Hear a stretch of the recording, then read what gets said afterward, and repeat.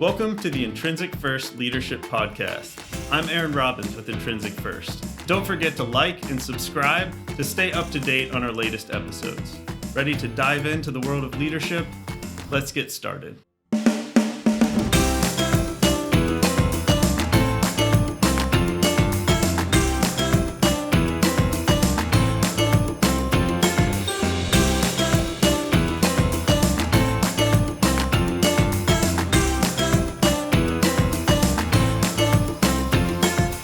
Everybody, hello. Tasting. Tasting. Mm-hmm. 1, 2, 3. Thanks everyone for joining our Intrinsic First Leadership Podcast. We have a special guest here today with us, Mr. Victor Guerrero, and we're excited to talk with him. He works at a bank with money, and we're going to have a little chat. So, Victor, you want to kind of kick off and sort of introduce yourself and tell us about what you do? I'd love to. Thanks for having me on your podcast. And we do have some money at the bank, so it's real. We can loan it to you. It's not just paper money; it's real money. Yeah, we'll loan it real to money. you. Nice. Yeah.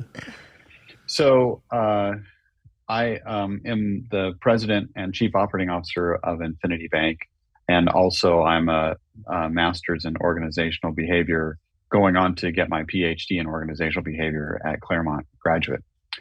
And so I'm doing both of those things in tandem, even though it's a lot, but I'm enjoying what I'm getting to do. I've been in banking for a little over 35 years and have worked from the largest banks to some very small banks, including a couple of startups that I've been able to do.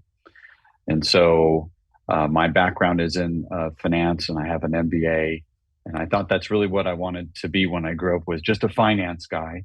But it turns out that there's more to my calling than just being in finance. And so from my background, personally, I've been married for 33 years, and my wife made me promise to not make any wife jokes on Intrinsic First at her expense. So I'm sorry, because some of my best ones are at her expense. And two grown boys, which I'm very proud of. And so, yeah, that's a little bit about me. Well, if your wife's listening, she can rest assured that you told all your wife jokes before we started recording. You totally outed me. Yeah, we already. No, it's just a joke. We worship her already. Yeah, very good. So, well, again, it's great to have you here. I don't know what kind of crazy person would try to do a PhD program while they're working full time. Right. We'll start a support group, you and I. Yeah.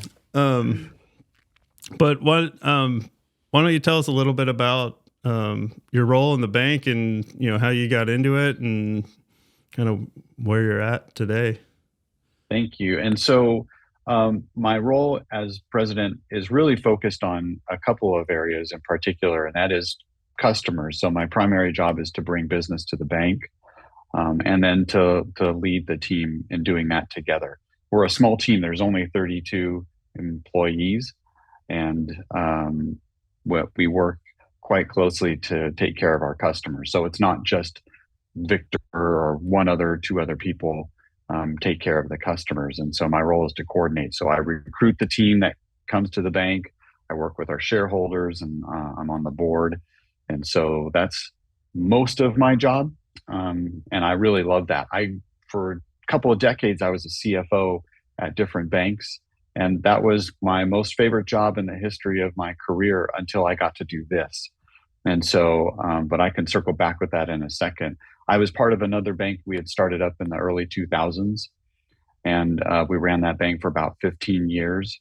The shareholders got into a dispute, and half of us wanted to keep the bank. The other half said, sell the bank. And so the half that said, sell the bank, they said, well, we'll destroy it if you don't sell it.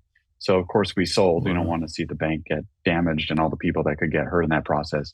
So when we had done that, I thought, well, what am I going to do next? Do I want to work for another bank? Do I want to do something entirely different? So through a mutual friend, I met my business partner. His name is Bala, and he said, "Hey, Victor, I want to start up another bank, because he had started up a bank about the same time I had in 2002. And he had retired and traveled around the world, played golf, and said, "This is so boring. I don't want to live the rest of my life this way." And he's in his 70s. And so he said, let's do something together. And so in my mind, I thought, no way, I'm never doing that again. And but then he told me, what I really want to do is I want to take care of people and have them feel as if they've been valued, because that's not really done well in our industry, not historically at least. And so as he was talking to me, he said, but here's something different. I don't want you to be the CFO. I want you to be the president of the bank, and I want you to bring in customers. And I said, well, you clearly don't know me. There's a reason why I've been in the back of the office for all these years. They don't want me out front. He's like, no, trust me. I'll mentor you on how to develop business for the bank, but more importantly, how to treat customers the way that they want to be treated. And I know how to treat people well, but I've never really worked with the customers except for very early in my career in the 80s. And so I said, all right, well, you're obviously a big risk taker, but this kind of aligns with what has gone on in my entire career is, thank God I've been able to have mentors throughout my career. And so he volunteered. I don't think I've ever had anybody say, I'm going to be your mentor. I've usually, sought out mentors, but he was, I think, the first to say, let me do it. And so I accepted that. He accepted the challenge of having me to mentor. And it's been a tremendous amount of fun. I would never go back to doing what I was doing before because of it. Yeah. So what's the best part of the current job? I think the best part is finding ways to help people, because as a banker, you have a pretty limited scope of what you can do. You can't just give money to somebody because they really want it or you really like them. They have to qualify. This is a heavily regulated industry, but because of the way that we do things here, and my mentor has brought me through this process, is you figure out ways to help people that can fit within your parameters, which is very unique. Typically, in my experience, especially when I started at the big banks, basically we were taught, hey, if a customer comes in and they want something, you tell them, well, we can have this, or this for you. And if you don't fit those things, then maybe the bank down the street can help you. And then you can just push them out and move on. And it's unfortunate, but because they're so large, they can't really customize everything. And so whereas here, the most satisfying thing is when an entrepreneur comes in, a business owner, whatever, and they say, here's my situation. I've been turned down by several banks because they won't talk to me, or I lost a little bit of money, or, I want to grow really fast. That's when we get excited, because we can figure out how to help them in ways that other banks would not, or they would have to go out and raise equity and sell part of their business in order to get that same kind of help. And we can help them via debt, which is better. They don't have to give up ownership. When did you start? I'm just trying to get the timeline. When did you start the current bank you're at? When did you guys start that bank? It took us 2 years to get open. So from 2016 to 2018, we were getting regulatory approval. Okay. So I guess it takes a couple years. You can't just open up, rent out a space, say we're a bank. Not like a pizza shop. No, not exactly, but it is similar to, I think, most other businesses that start. Is you have to have the right people, you have to have investors, you have to have a good business plan. Just having the approval of the state and federal regulators, I think, is the twist. Okay. And so it took 2 years, a few $1 million, and then we did an initial public offering and raised about $33 million and opened our doors in 2018. Wow. So you're publicly traded, or we are. Oh, I didn't realize that. And then the other question I had was, when did you decide to get your PhD? What's that? I felt like I really wanted to teach maybe about 6-7 years ago. So I went back and got my MBA at Cal State Fullerton, and I finished that in 2021. But being a finance guy all these years, I thought, well, I'll teach economics or finance or accounting. And so my first class in my MBA program was organizational behavior. And when I saw that on the class list, I thought, well, if I could survive this class, then I can get to the good stuff. But what happened was the professor, Dr. Stephen Summer, taught that class, and it just really transformed how I saw so many different things. It really piqued my interest in things like leadership and behavior and the psychology of groups. I never even knew there was such a discipline on the academic side. And so I had the opportunity to take a second class with him in a similarly structured class setting in my program, and I thought, this is my calling. And so that's why I went on and applied to Claremont. I'm like, okay, this is what I want to teach, and it's actually helped me in my business as well.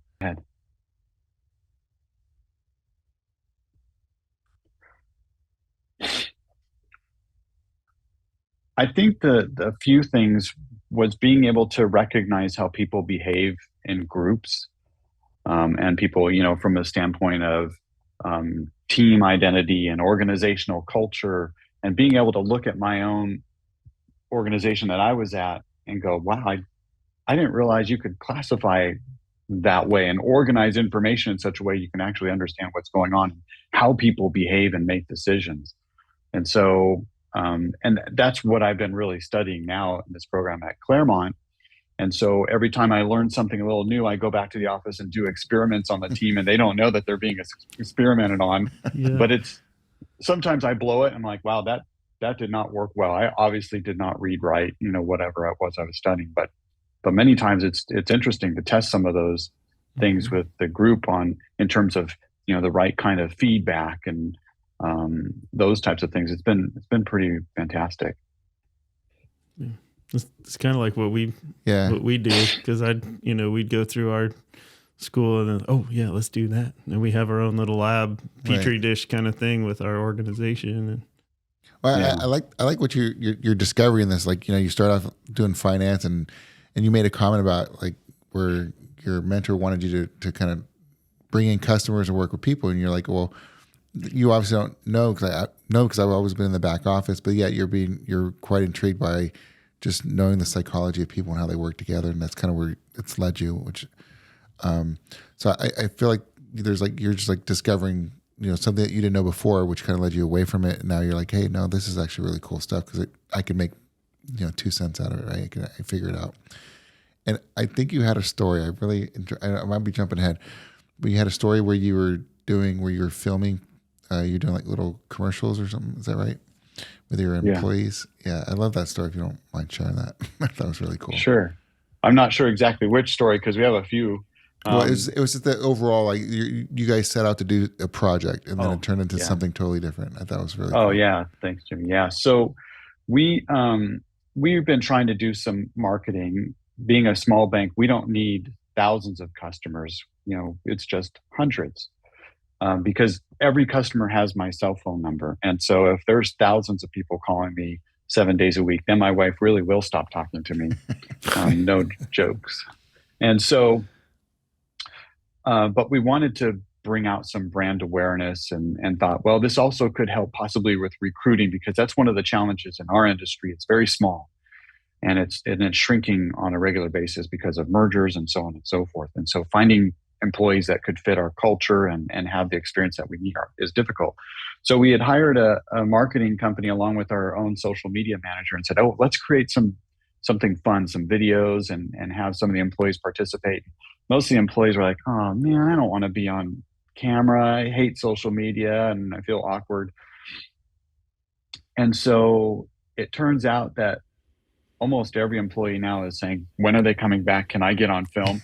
And we didn't realize how many hams we have, in the organization, but it has really changed how people see themselves. And so, they see themselves on the video, and we don't have thousands of followers. I think collectively with all of our social media accounts, we have maybe 1,000 followers, but they're seeing themselves on camera and they're laughing and they're joking, and some of the challenges that are put before us by the social media company really are breaking some of the molds that are typical for bankers. We're boring, we're overly analytical, analysis paralysis, those kinds of things. And so that's been a lot of fun for the team to break some of those molds. And what's ended up happening is morale has increased. We already had, I think, a very high morale organization, but it's gone through the roof. And they laugh and have a good time, filming and then watching other people film. We even got our, founder, my business partner Bala, to join. And so, he turned 79 this year, but he's a character because his favorite food is Taco Bell. And so, Wow. so they've got him eating Taco Bell on film, and he's like, "Hey, I don't want to be on social media because they're gonna emulate me and do a deep fake of me with AI." I'm like, I don't think there's a need for anybody to deep fake you. What are they going to do with that? But it's been You're a lot of fun. already eating Taco Bell. Yeah, exactly. Yeah, so something that turned out to be like a marketing campaign actually turned out to do wonders for your morale in-house and create that culture.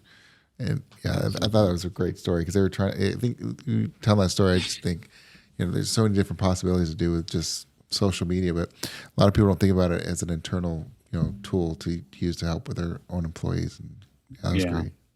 Yeah. Because it's a completely volunteer basis. There are several employees who are saying, "You'll never get me on there," but they're coming along. Especially when we say, "Well, why don't we just bust into your office with cameras and see what you do when we pop in?" But yeah. So imagine everyone signs a consent form saying it's okay. Yeah. That's part of their onboarding now. Just keep the cameras away from the combinations on the locks, would you? That's right. Yeah, no password. Type it in my password now. As long as it doesn't turn into like a Johnny Knoxville right type of thing. It was kind of crazy. Yeah. Go ahead, Jimmy. I don't want to steal the. Keep going. Oh, well, I was just curious. So, just along those lines, of all the things you've learned from school so far, and that you've tried to apply, and either lessons learned or successes in the organization, what's been either your favorite or the most impactful thing that you've done? Yeah, that's a really good question. I've tried some different things. I considered myself a reasonably good listener, but going through this process, I realized I'm not. So I was really good at lying to myself about how good I was. And so it was clear to me I had some blind spots that I didn't know about. And so what's an example of that? One of them is I've asked the team, and this is something that I've been really grateful for because of the strength of the team that we have. I've asked them to give me some honest feedback. And I was raised to try and surround myself with people who tell me what I don't want to hear. And yet I don't think I invite that, but I'm willing to listen to it, but I had never really invited it. And so when I ask people going, what are some habits that you see me having when it comes to giving you the impression that maybe I'm busy? Because I would hear that a lot from my coworkers. You're so busy. You're always so busy. And I know I have a lot on my plate, but I'm thinking, how do they know that? They don't see my calendar. I don't pretend like I'm stressed and I don't think I sweat very much. And so I asked them, what is it that makes you think I'm so busy? And they showed me some blind spots that I didn't know about. One was they said, well, when we're talking to you in a room, you'll sit down for maybe a few minutes and then you get up and you start easing back towards the door to where you're leaning on the door frame and it's clear you're done and you're ready to go. And so, it made me realize going, how many times I literally have walked out while people are in the middle of talking to me. There's no one else in the room, just me and them. And I walk out and I go, oh, I'm sorry, you still have more to share? Like, I never even took a break from talking. What makes you think I didn't have more to share? Well, that's telling them I'm too busy. And even worse, I'm too busy for them. And that's something I really needed to shift and change. That's awesome. That's super powerful. That's great. A nice story about something you didn't see. Yeah, I think, you're right. I think you hit one of the things is people need to learn how to listen. I mean, and truly like actively listen. I think it's a skill, and I think a lot of us don't always do it, even though we know how to do it. Yeah, it's true. Yeah, one of the other things since you asked about it, Aaron, was about feedback, and so I've over the years felt like I want feedback, and so I assume people want it. And if they don't, I'm not offended. Like, I really don't want your feedback. I'm like, okay, I can accept that. But I found that I was not giving feedback in a very useful or helpful way. A lot of the feedback I gave was, if you just change this a little bit or change that a little bit, But, as we've been learning, that direct kind of feedback is not what's going to lead them to excellence. What's going to lead them to excellence is helping them come to their own conclusions of how they can improve or what areas, or giving them feedback on what they're doing right so they can improve their strengths, as opposed to trying to tweak these weaknesses. And so, because excellence on their part is not going to come from my feedback. I don't know how to make them excellent at what in their own way. I know how to do what I do, hopefully well at times, but the only way I can truly give them feedback that's helpful is by saying, now tell me about maybe how it worked well for you in the past when you had a situation like that. Now, do you think that could apply here? And asking questions rather than giving them what I think is the wisdom that I have, because the wisdom I have is not enough to help them achieve their level of greatness in their own way. This came up twice. We talked, Aaron and I talked about this yesterday, actually, about when it comes to feedback. I mean, I think the importance of asking people how they want feedback is super important as well, because not everybody wants direct feedback in public. Maybe they want to have a conversation in private, or even asking somebody for permission to have that difficult conversation or challenging conversation is super important. Just kind of setting the stage for them so they're receptive to that feedback. I think that's another critical skill that's super important. Yeah, I mean, you're absolutely right. Yeah, your dissertation is all in feedback, right? My master's thesis that I'm working now. Yeah, I was actually curious where Drea was going to go with it. With what? With the feedback stuff. I mean, we have a whole class on feedback and talking about feedback, although we're more talking about the mechanics of it in terms of like judgmental versus objective kind of feedback and the delivery method, not necessarily about, how you solicit or applying it to, a person's personality traits or disposition. Right.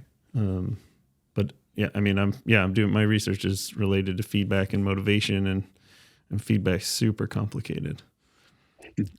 We don't even, in the classes, I don't even think do it justice and really get into that. It's not a big topic that we hit within. I mean, org behavior as like an intro core class is covering so many topics. I think, I don't know did you take org behavior yet? I did, yeah. Yeah, from Becky? Dr. Gillill and Stephen. Oh, Stephen, okay. So yeah. I took it from Dr. Riker, from Becky, and every class, it felt like she was saying, she's like, all right, well, we're going to talk about this today. And just so you know, I teach an entire semester class on this topic, and we're just going to address it, today. So it's, you cover so many topics, you can't really go into depth on anything. But I don't know, Dre, you do a lot with feedback, so just curious where you'd go with it. No, I'm, where we would go with it if we were teaching it in one of your organizationals. We talk a lot about we call micro skills, and there's small things that people have never thought about. For example, there's a technique to asking questions, or there's a need to share emotional dimensions of what you're feeling in a given situation, and things like that. So sharing or expressing emotions, showing and telling what you specifically think is true for you. We do. I don't know how you approach it. Victor, do you have a sort of format with things that you might want to cover, like asking open and ended questions, or reflecting feelings that people might have during a discussion? Do you focus on those kinds of things? I think what I mostly focus on is just how are they feeling with the situation that they're in, or how their performance was in looking back at it, and with some hope that they can see themselves in the future, because otherwise it becomes very anecdotal and situational, and it's not helpful because they can't apply it to a future situation. So that's ultimately my goal when I ask. So, when that happened, what were you feeling like? Because many times you can sense people when they're going down the wrong road. Their faces turn red or whatever, or their voices start to shake a little bit. So like, okay, tell me what was going on when that was happening. Right on. And you only got like 30 employees, like you're saying. So, I mean, that's super awesome. It's small enough for you to be connected to each one of those employees, but not large enough where you kind of don't know. You kind of can tailor your conversations with each of those employees. Yeah, we're very connected. We're very connected. Do you guys have any intention of like growing any larger, or what is your aspirations for business? Our goal is just to continue to grow at a reasonable pace. Regulators are not very excited about banks that grow fast. In light of what happened last year, they came down pretty hard on banks that grew too fast. Are you guys selling Bitcoin or anything like that, or? No, no, we're not. We're not in any Bitcoin or cannabis or anything that regulators find controversial. But I think for us, since we don't do a tremendous amount of marketing, I mean, our videos are fun, but we haven't generated any business out of it. It's more about growing one customer at a time via customer referral, and that's either they know me or they know one of the other members of the business. Which is how they find out about us, and they come to the bank. Have you given much thought to, like, when you start to grow and you hit that tipping point, like how do you maintain that culture with the small company you have now? And then have you given much thought, like how do we keep that even though as we continue to grow? Yeah, I think there's a couple of things. We have to be really careful about who we bring on. And will they be a good fit for the culture? Because it's one thing to find someone with the right skill set from a technical standpoint, but the personality and the willingness to work independently and be open to receiving feedback and to giving it. That's a little bit tougher, and it's not something that's easily done in an interview process. So many times we try and triangulate when we meet people, saying, "Hey, have you worked with them?" And that's been very helpful for us, because we get feedback all the time about people when we reach out, and it's a sensitive area. And so I think there was something that you said about feedback that I kind of keyed in on, which I think is super important. We've talked about it related to sports, but giving feedback in a way that ultimately helps the individual be able to help themselves. Right? Because if you give them feedback and they're always going to rely on that and need it, especially kids playing sports, you want them to be able to learn how to feel whether their throw was correct or whether their swing was correct, or I don't know any other sports. Their shot, or they're running, or their tackle. The ball coming off the ends of the fingertips. Yeah. Dre talks a lot about the shooting form for basketball, but there's a like a technique and almost an art to giving feedback, so that it's not something they're now relying on, and they learn not only what they're doing, how they could potentially improve, but how they can recognize it the next time and essentially self-lead to a certain extent. I mean, ideally want them to be able to self-correct, right, at some point. So, I mean, I don't know too much about the banking world. I mean, there's different positions, I'm sure, so you have different skill sets that you're looking for, right? Do you have an office linebacker? We do. Larry Tate, like in the commercial. Yeah. Oh, yeah. Outside. Yeah, that's awesome. Everybody needs one of those. Yeah. Yeah, so we do. And go ahead. No, go ahead. Just our office linebacker, I would call that person a truth teller. And so they're the ones who are most inclined to see it how it is. They're very good at giving feedback without emotion, but it's extremely direct. And so we've worked together for almost 25 years. So it's not unusual for her to come and sit down in my office and go, "I wanted to tell you something, and I'm looking forward to hearing what she has to say." And she's like, "You really screwed that up." And so that's some good feedback for me. And so, but you need to have people who are willing to say that. Not everybody can take that, but those that can really find that useful. I was reading, in fact, an article about how when Tom Landry, the coach of the Dallas Cowboys many years ago, took over, when he took over the Dallas Cowboys, they were a terrible team. And I'm not a Cowboys fan, so I don't want to talk about that. I think they still are. Jimmy likes the Raiders. Be careful, Jimmy. Be careful. Yeah, I'm a Raiders fan too, Jimmy. So. Hey, look at that. See, good company. But when he took over, rather than just showing them film of, well, this is where you missed the tackle and this is where you didn't do that. look at your footwork. He basically had highlight films of his players made of all their great plays, so they could see their version of excellence over and over again, so they can learn how to replicate it and refine it. And so that was really meaningful to me, to kind of do that back with the employees and go, this is what you did really well. And not just to say good job. That's not enough. That's not useful feedback. But to tell them, this is what you did. This is how I felt when watching you do this, and giving that kind of information to them is something that they can use to do their own self-improvement and see themselves in that story, as opposed to it being about me and them going, oh, I made Victor happy. That's not the goal. The goal is for them to, see themselves doing better and better and succeeding in the way that they're able to succeed. Do you have individual development plans for all your employees? No. So you don't have, you're not responsible for providing the opportunity to grow formally? Not formally, no, but we definitely encourage anybody who wants to do it. We offer them, classes all the time on different kinds of things, both technical and personal growth opportunities for education and critical thinking and things like that, for sure. Can you help me understand, like, from like somebody comes in brand new, like entry level job, to maybe like someone as a teller, maybe, I don't know, what is their growth plan? How would they grow in your industry? In our industry or at our company? Both, I guess, is what I'm trying to understand. Okay.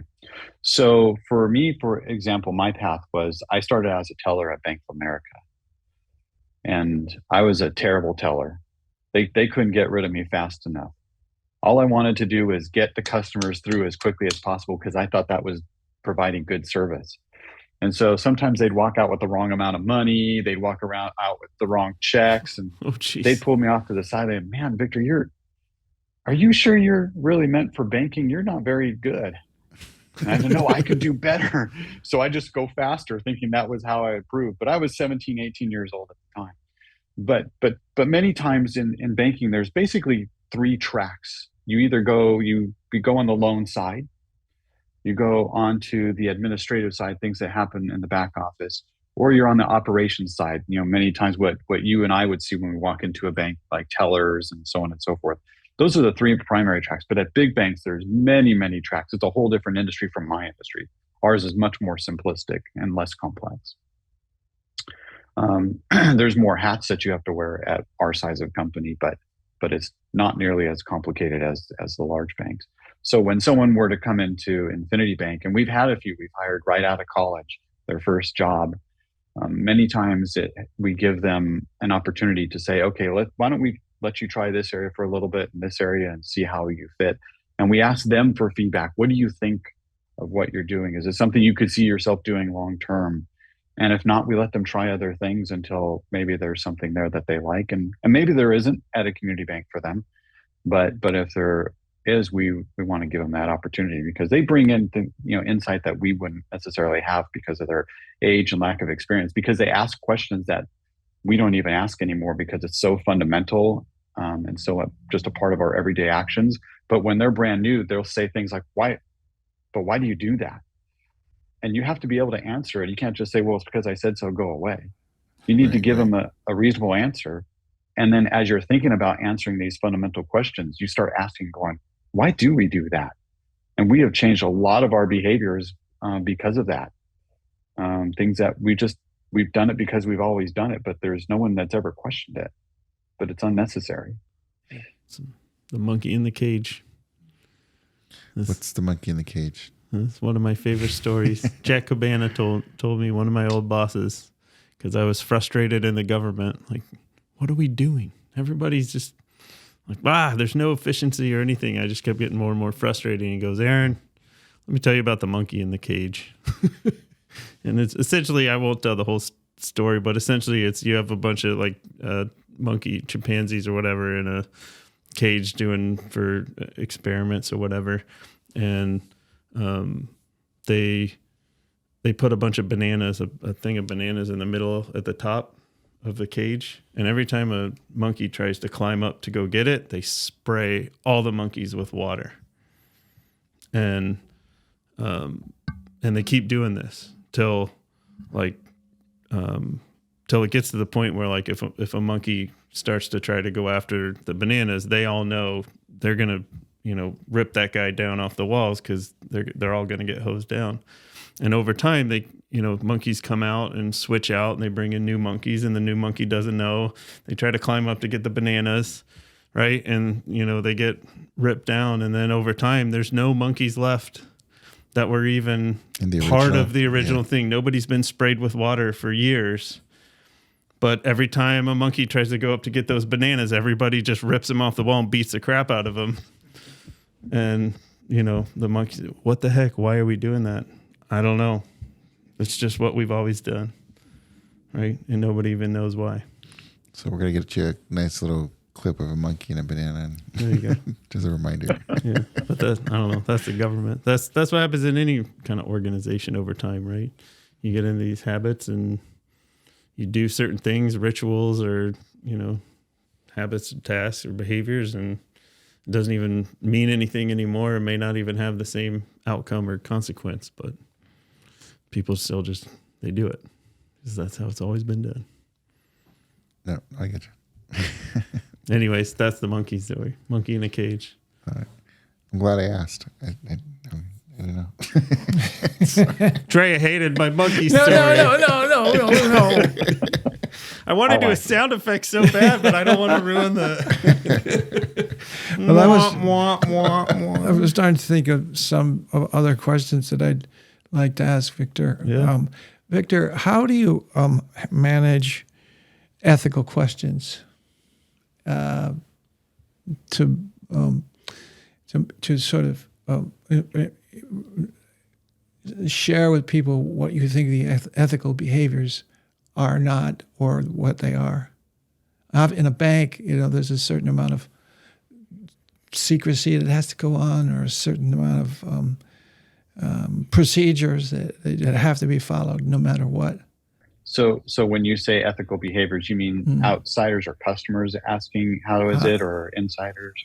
I don't know more. How about along with what Dre's, you were in the banking industry during 2008 when they had the whole housing crisis, and I'm sure you saw some ethical and unethical behavior.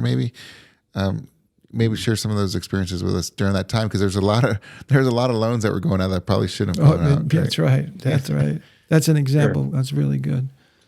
So for the community banking sector, that most of us weren't involved in the mortgage industry, and so they don't really get too far out. The difference between community banks and large banks from a regulatory standpoint is the regulators are very tough on the small banks. They spend a lot more time reviewing us as if looking at a percentage of the bank. I'll give you an example. We have a regulatory exam every year to 18 months, and it's not unusual to have 15, 20 examiners looking at our bank for a month.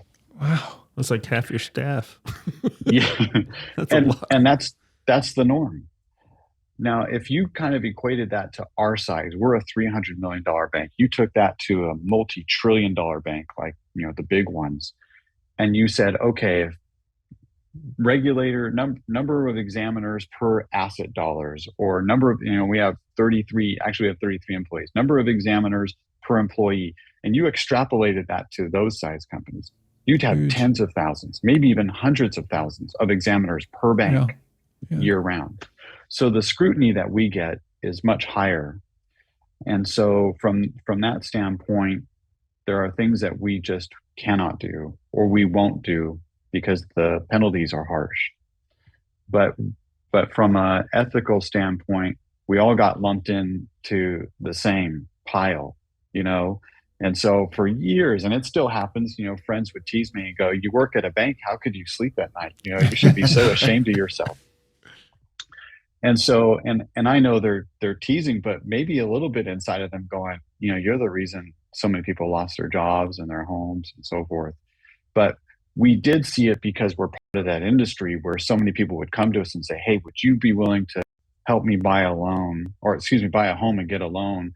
And I don't have to put anything down. And in fact, after I buy the house, I want 25% more cash." And we're like, "No, we don't do that." Um, and so when that was happening before the crash, because I had been through a few different recessions, the early 2000s and the 90s, the late 80s, but I had never seen anything like 2008. I don't think most people had. It didn't occur to me just how amoral that was. To me, it was just unwise. It was foolish for a bank to do that, and it was foolish for an individual to do it. But the lack of morality didn't really occur until everything went so bad going, you set everybody up. And then to find out all the things that were going behind the scenes, where they were packaging these loans and so on and so forth, that's so far out of the realm of community banking. We didn't see that. Yeah, I see. See, I was just kidding in one way, but another way, there are things that you do that you think about, or that your tellers or the people interacting with you directly with your base customer. I had a friend who I cherished very much, and so I lent him some money. I lent him $20,000, and it was an attempt he was getting into the stock markets and so forth. Make a long story short, I had forgotten about the loan, and about 7 or 8 years later, he walked into my office one day with $20,000 worth of $20 bills. In a metal briefcase? No, not. He pulled it out of his pocket, and he had $20,000 in his pocket. And he said, "Listen, you know that loan you gave me? Boom!" And he puts it down on the table. He said, "Here, it's back. Thank you very much. And I want you to know this is what I did with the money to try to make more money with it and so forth." So I walked out of there saying, "Oh, I got $20,000. I better get to the bank." So I go to the bank, and the first thing the teller says, "Where did you get this money?" Right. Who'd you rob? Yeah. Now underneath that is she wasn't making any implications really directly, but by asking them, I said, "Well, what business have you, or where I got it?" Now, what's behind that apparently is that there's a lot of money laundering, or something could be not right, and so it struck me as, well, it's not even your business. It came I gave a loan. The guy came in and gave it back, and I said, "Well," she said, "Well, that's very nice." He said, "What do you want to do with it?" And I said, "I want to put it back in my checking account." Now, there's stuff that's going on that you guys don't understand, but you want it cleared, or at least you want certain things done, so that the bank is protected or something. I don't know. It's that kind of stuff. When I said ethical, that's an example of one. Okay, so I understand where you're going with that. So that's a question that we get from a lot of our customers, who deal with cash. Because we're required to ask those questions, tell us a little bit about this money. And so I had one customer, this just happened recently. In fact, they got very frustrated that we asked that question. The teller asked that question, "Hey, where did that money come from?" Or, and then also likewise, if a large amount of money goes out that is unusual for that account, we ask. And so they asked the customer, "Hey, so you sent out quite a bit of money. What did you do with that money?" And so he was really annoyed. So he said, "I bought drugs and I went gambling. What do you care?" And so the teller called me, and she said, "I think I may have upset our customer." And I said, "Okay, tell me about it." And so I went to lunch with the customer. I said, "Hey, why don't we meet?" And so we were having a nice lunch and just, exchanging niceties. And so he said, "I know why you have me here at lunch." And I said, "Why is that?" He's like, "Because I told him I was going to go buy drugs and gamble with all that money I sent out." And I said, "Well, I want to explain to you what it's like on the banking side so you can understand and maybe decide what you want to do. First of all, what you do with your money is your own business. It's not the bank's business what you're doing with your money. However, the government expects us to report. And so when you say, 'I'm going to go buy drugs and gamble,' that's what gets written down. Gulp. And so you could say it's none of your business, but that's what gets written down. So this is my advice to you. Whatever you're going to do with the money, it's best for you to say it's for personal use. Be you can be somewhat vague, but a little bit transparent. Here's what the government's looking for. They're looking for people who are hiding money in, terrorist activities, drug trade, or not paying their taxes. So if you say that you're going to, use this money as your gambling fund, the IRS may or may not check on it, but as long as you keep just doing that, not saying anything crazy, it's fine. But if you do say none of your business, get out of my life, we're required to report that. And that's, the government has made the bank, a little bit of part of their policing agent, which is a terrible position because we're supposed to serve people, but yet, we're asking, you what you're doing with your money. And it's not good, but this society has become very anti-cash, and so that's what drives it. My favorite part about the story, I just got to say, the fact that you actually took them out for lunch and explained it to them. I just love the fact that you're able to do that for a customer. That is just awesome. Well, but that's the training program I was talking about around ethics. I mean, they may not, an average bank or a person just jumping into the bank business and so forth, that all comes by being passed on through word of mouth. This is the regulation, or this is the expectation that we have for you in this circumstance, and not the explanation about what you want them to give the customer the way you did it. But carrying forth the ethical issues that are underneath the responsibility of banking itself. That's so fundamentally important. And that's what I was getting at. How does it get passed on? It doesn't. It gets passed on by experience, doesn't it? And people such as you demonstrating what you want and you think should be done in that circumstance. Yeah. Well, it's our job to educate the customer so they can make their own decisions. And it's also how you present it to them, because I think the big banks, what they may have done, and I've seen this, they'll just send a letter saying, we've decided to close your account. You have 90 days to get out. Man, no explanation of that. I get customers that way. I've gotten some really nice customers because they've gotten letters and they ask the bank, why'd you kick me out? And they don't give them a reason. And so that's not joking about the prostitutes. Yeah. They're like, we didn't find your joke funny, so we're giving you the booth. Yeah, so goodbye. Yeah. We're not messing with you. Yeah. Yeah. It's like but you how don't you say ask the the B word question at an airport. Yeah. I'm going to ask this question, but we'll probably have to take it offline. But so if a small company, got a big contract and needed a loan. So now I know why he's on our podcast. He's trying to build clients. Start ducking, I'm bro. sorry, I lost you, Jimmy. I can't hear. Well, I get garbled right away. Yeah. Loan. Gotta make some payroll here. Oh, man. I was going to tell you might want to talk to your investors, because once this podcast goes public, you're going to be growing pretty fast. We've got upwards of 15 to 20 viewers per podcast right now. So. All right. That's right. Jimmy sold 2 books last year. We're creeping up on the 1 million mark.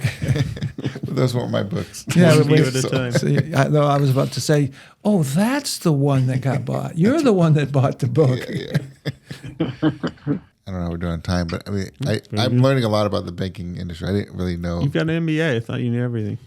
Yeah. So when I went to SC and got my MBA, and my focus was on starting up a company. Like, it was entrepreneurship. And so I had a lot of friends that went the finance route, and they had their little finance investing club, but I didn't do much of that. So yes, a lot of my experience was basically on, you start your business up, how do you, entrepreneurship, and then VC, get some VC funding, which is like rocket fuel for any business. And the main story out of that was I learned that I did not want any VC money, because you lose control basically. Yes. There's a lot of bad stories that happen when they end up replacing the owners, and they got to get the right team in there, and that doesn't always include the entrepreneur himself. So, but being in LA was fantastic in that program, because it seemed like every week they were inviting some new CEO to come and talk to the students, and that was really cool. I mean, you had CEOs from, like, at the time it was like Pandora, it was Tim Green, EA Sports. I mean, it was a really cool program, and it's all case study. The whole program is built on case studies, and then having real life people come in there and talk to you about your business and what to do and what not to do. So we've definitely, whether you realize now, we've taken a lot of those lessons and brought them into Intrinsic, so to keep us straight. But and I never met somebody that actually started up a bank, so this is kind of cool for me. I didn't know that's something you could do. It's just a business I didn't never consider before. And so, Well, they all start somewhere. You know, a lot of them are very old nowadays. But back when we started the first bank that I had done, I think we're number 128 or 130 of that year in 2002 when we opened. But because of the recession, there were no banks being opened. So when we opened Infinity Bank in 2018, we were the 10th bank in 10 years. wow. And not many have opened since then. So that's why the number of banks continue to shrink. But it's happening less and less. I mean, that's got to cause some pause, right? There's not a lot of banks opening up right now. Are you sure you want to open a bank? But I mean, you guys have the experience, and or that's a good time to open a bank. That's a great point. Because nobody else is doing it. That's right. I mean, that's how Bubba Gump Shrimp started. They're the only boat left. But no, I mean, that's Isn't cool. That from Forrest Gump? Yeah. Is that real? They're in Vegas, but never mind. Sorry, I digress. But yeah, so starting up a bank, I mean, what were some of the risks that you guys actually were concerned about in doing that, other than work? I think for us, the risk as a bank startup is a couple things. Number one, you don't have control over the regulators. They could say no, or they could say yes, but Victor, you can't be a part of it, or so-and-so can't be a part of it. They have a lot of say over all of those things. Not being able to raise the capital so we could open the doors. It took 2 years, which is a very long time. And what is required of a bank when you start up is you have to have your systems in place, your people in place, the building in place. All the TIs on your building have to be done before they give you approval to open your doors. And they can change their mind at any given point. So you're spending a lot of money before you can open. Tenant improvement. Yeah. So tenant improvement. Remodels. Changes to the building. Yeah. And this is like a 2-year process too, right? It's supposed to be 1 year, but it took them 2 years because they were out of practice on approving banks. That makes sense. Little rusty. And then the whole time you have a staff that you're managing as well. You're not bringing in any customers, but you got a staff that you got to manage. It's nothing but output, and we're putting our own money in to fund that, because there are no vet investors that really want to put money in a startup bank because there's zero control. If the regulators say, "Hey, you, the investor, can't even be a part of it," and so they have the power to say who works there, who invests there, all of it. And so it's a tremendously risky thing. But there were 12 of us that put our money in to get it started, and it worked out. And my wife was saying, okay, let me get this straight. So you're working, but you're giving the company money to pay yourself and others to work, and you don't know if this is going to work out. That's right. That's right. That's a startup. Nice. Yeah. I married you? Yeah, exactly. You got a degree in finance, right? I mean, you understand how this math works. Yeah. So she's been very supportive of me. I take you've pretty much broken even at this point. Yes. Oh no. So yeah. No, that's a startup. That's starting up a new business is very difficult. And depending on the business, So I guess getting your first customers, is that just word of mouth for you guys then? Is that, the first few customers are generally people that you know. And so, we've had 2 years to talk to them about coming to the bank and tell them, hey, when we open our doors, would you be willing to come in? And so they have some funny requests going, okay, I'll come, but my account number needs to be number 1. No. Or, oh my God. my checks, my checks have to have a gold star on it. Or, I want, an Infinity Bank pin or something like that. So we do a lot of fun things like that for our first customers because they want to feel special. Because they can. So, yeah. Yeah. Oh, I didn't know that. That's pretty cool. Crazy. And so the other question I had was, so a lot of people don't know this, but like the money you get in your deposits, like you're allowed to loan out, that money. Like that's kind of how it works, right? You bring money in, and then it doesn't just sit there in the vault. Like you guys loan that money out. Is that correct? Like there's a certain percentage you can let go, right, or loan out. Is that correct? So like money creates money. The way a lot of people don't understand how that works, I guess. Yeah, we use what Margaret Thatcher used to call other people's money, and so that's how we grow. Yeah. And so basically, the bank makes money by making loans, or they can buy investment securities. And you guys probably heard a lot of that would happen last year with Silicon Valley Bank and so forth. You can sell it to other banks, to the Federal Reserve, and make money that way. So those are ways that we invest our money, but that money comes from two places: capital and deposits. It also can come from borrowings, because banks do borrow, but generally you need to keep a certain amount of liquidity in case people want their money back, because that would be bad if someone comes to a bank, and you saw this with a few banks last year. People came to the bank and they said, "Sorry, we're out of money." Well, the bank's out of business at that point. A little run on the banks there, yeah. In 2008, that was a big deal. I have a son-in-law who builds commercial buildings or a lot of housing, and he wanted to build a building for $20 million. And so he had to deal with a local, because he had just moved into the area, and they said to him, "No problem. We'll enter into a relationship with you where you float the loan in our place and so forth." But they said, "You have to put some money into this bank." So he had to go out and recruit money from various people, one of which is his son-in-law and me. And I said, "Well, how much do you want?" And he said, "Well, you got $200,000?" And I said, "Sure. What do you want?" "Put it into this bank and we'll give you 8% interest." Now, the 8% interest is a damn good rate. Was a rate 2 years ago, because things were, inflation was high and everything. But it never occurred to me that he was recruiting for the bank to put money in that bank so that the bank would have some liquidity, And of course he did it, and I did it. The system works sort of for everybody. And that was a very local, small bank. But they were delighted to have him as a contractor. So if you're looking to open up another bank, I know a guy. No, Yeah, we don't pay 8% though. No, 8% is that's because he put part of that came out of the out of the loan that they were, I'm sure, charging him. So I didn't understand it all. All I know is that I didn't know that small bank would do that. When they lend it. But when he started talking about the idea that they have to make money, they had to use their money to make money. Yep. Yeah. It was just a lot of stuff behind the scenes. Yeah, I teach economics at the local community college, and when we get into the banking chapter, macroeconomics, just teaching them how the Federal Reserve works and how the banking it kind of blows kids away. Like they're like, "Oh, well, that's how it works." I'm like, yeah. And it's cool. I think it's cool. But again, going back to my MBA days, I never would have thought of starting up a new bank.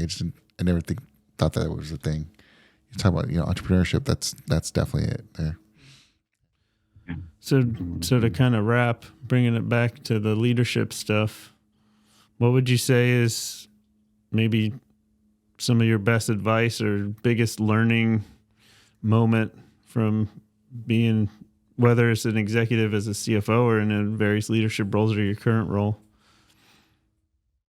I think it goes back to what I said earlier about surrounding yourself with people who will tell you what you don't want to hear, and taking that input to heart and inviting it. And you do two things. One, you grow from what you learn, and then you also set an example for others, because you make sure that that's done in somewhat of a public format. You don't want people to feel humiliated, so you have to be prepared for the feedback, because if you're defensive, you're going to just damage that psychological safety, if you will, being able to say that. But by surrounding yourself with those people who are willing to speak up, it does a number of things. It creates a lot of that psychological safety where people are willing to share feedback honestly, but also willing to receive it, and you can grow. I think much more quickly when you have people that are willing to tell you things that maybe no one else would be willing to tell you, except maybe my wife, because she's afraid of telling me nothing. Yeah. And so that's one. The other would be to make sure that you have mentors in your life in every aspect, and to not pass up on the opportunity to have mentors. You guys have a mentor right there with you, And so, No, This guy. You're welcome, Drea. It's been a pleasure being your mentor. You too, Jimmy. I forgot to warn you, Victor. And now you know he has cash, so he's even better. That's right. mentor. Yeah. Not anymore. I think I want to start up a bank in Poway, maybe. Yeah. But having those mentors can be life changing, and to have them in different aspects, because you don't really have a mentor for just everything.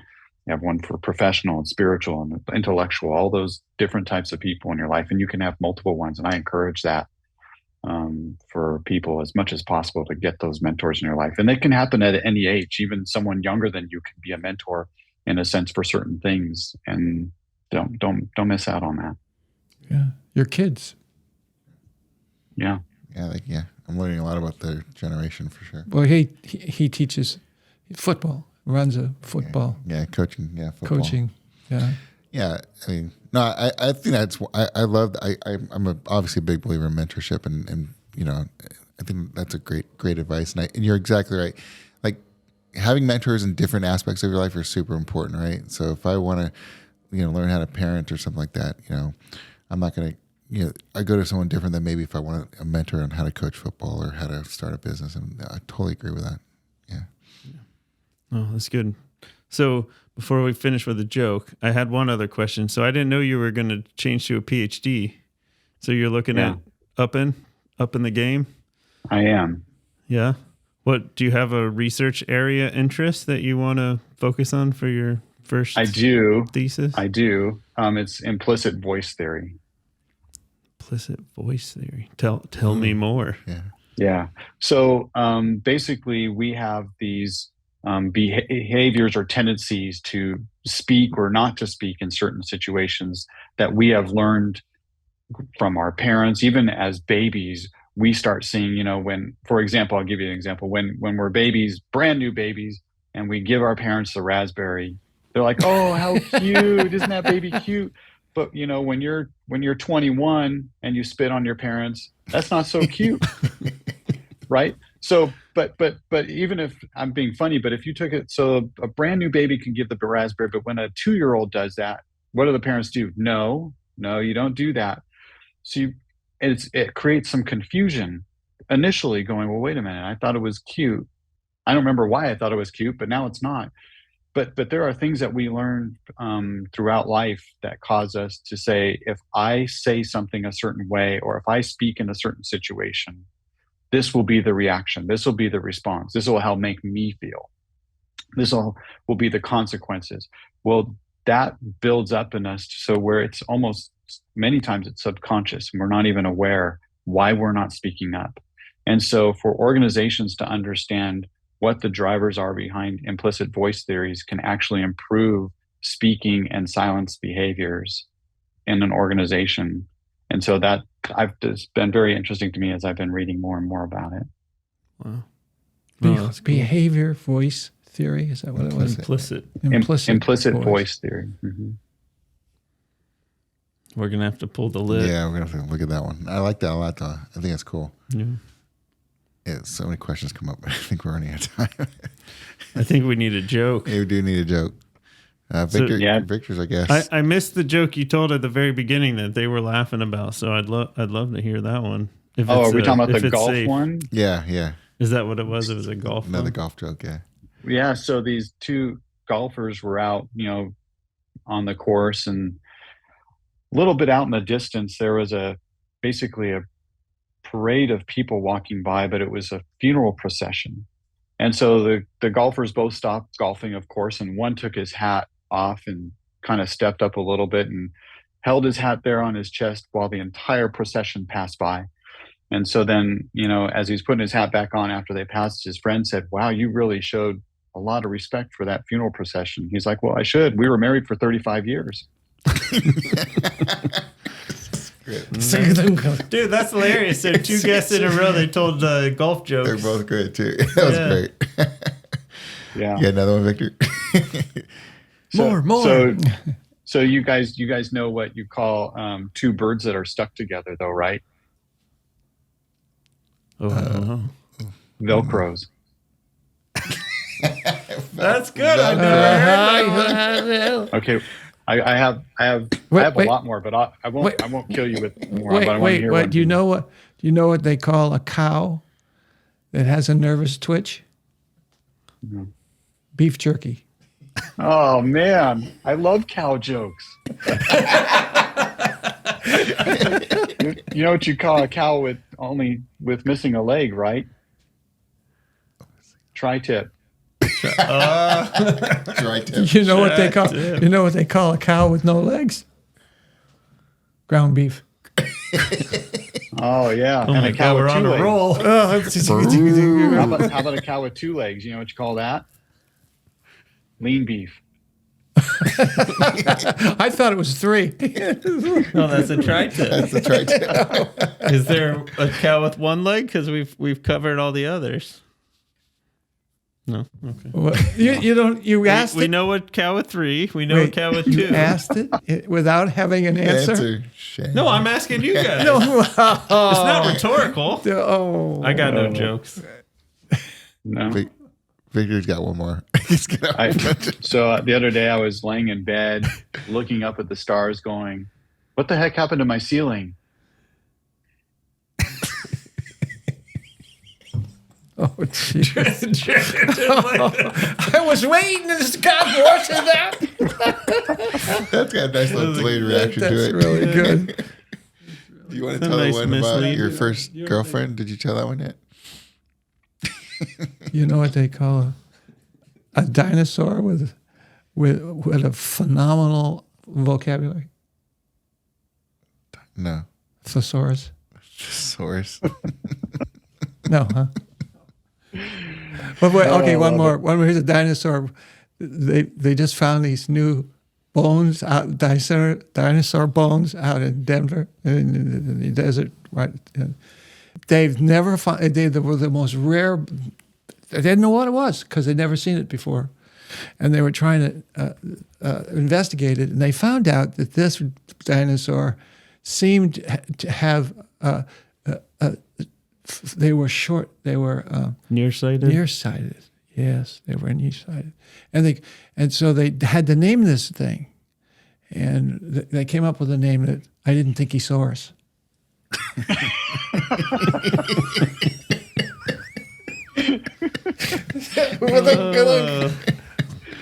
Right on. That's pretty good. This is a good round of jokes. This is good. Yeah. Did you have another one?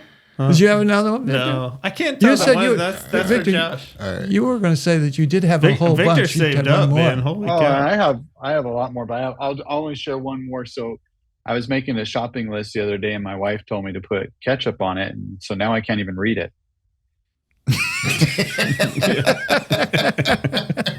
That wife joke's okay. Get ink. Yeah, you have to be careful with that. Careful. Yeah. Because my most favorite Henny Yang joke is where I just got back from a recent pleasure trip. I took my wife to the airport. Is that like Rodney Dangerfield or something? Yeah, it's so kidding. Kidding. Hey, Nice. Victor, this is super fun. Yeah, we'll have to do this again. Maybe in person next time. Yeah, if you want to come down, let us I would know. love that. I would love that. that'd You be let great. me know. We and I'll might do even it. take you out for lunch. Yeah. All right. He's the maker. You can pay. No, we're both looking for loans. What the hell? Shut up. Well, thank you so much for this is- having me. Yeah, no, this is super fun. Yeah. It's nice. Anything else? No, I think we're good. Are we good? Any last words? He's not going to go there. I think we're good. No, Yeah, just for thank sure. you. And if you need to borrow money, you can call me anytime. Right on. Right You on. may not get any. Yeah.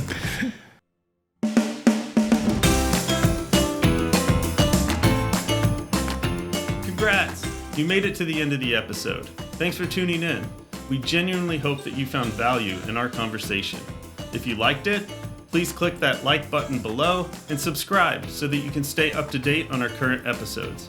And if you didn't like it, you can click the dislike button, but make sure you click it twice.